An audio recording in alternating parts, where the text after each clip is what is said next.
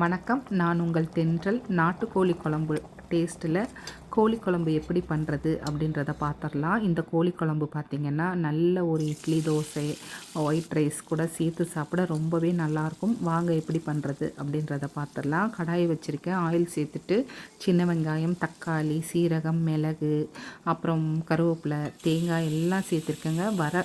மிளகாய் சேர்த்துருக்கேன். அவங்கவுங்க குழம்புக்கு தேவையான அளவு இன்க்ரீடியன்ட்ஸை பார்த்திங்கன்னா கூட குறைச்சி சேர்த்துக்கோங்க. இது நல்லா வதக்கினதும் ஆறட்டும்.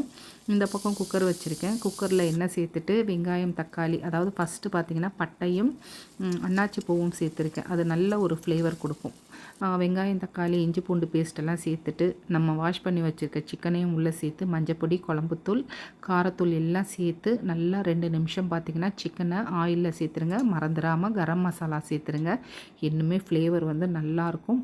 தேவையான அளவு உப்பையும் சேர்த்துட்டு கொத்தமல்லி, கருவேப்பிலை, புதினா என்னென்ன இருக்கோ எல்லாம் சேர்த்தோம்னா இன்னுமே கமகமன்ட்டு வாசனையாக இருக்கும். தேவையான அளவு தண்ணி சேர்த்து இந்த அளவுக்கு எண்ணெய் பிரிஞ்சு வந்ததும் நம்ம ஆல்ரெடி வதக்கி வச்சுருக்க மசாலாவை நல்லா மிக்சியில் வலுவலுன்னு அரைச்சி சேர்த்துருங்க.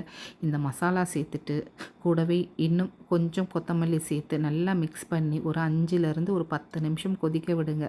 சூப்பரான கோழி குழம்பு ரெடிங்க. நல்ல சூடான இட்லி, தோசை, ஒயிட் ரைஸ், அப்புறம் எல்லாத்துக்கூடையுமே சாப்பிட்லாம். சப்பாத்தி கூட கேட்கவே வேணாம்.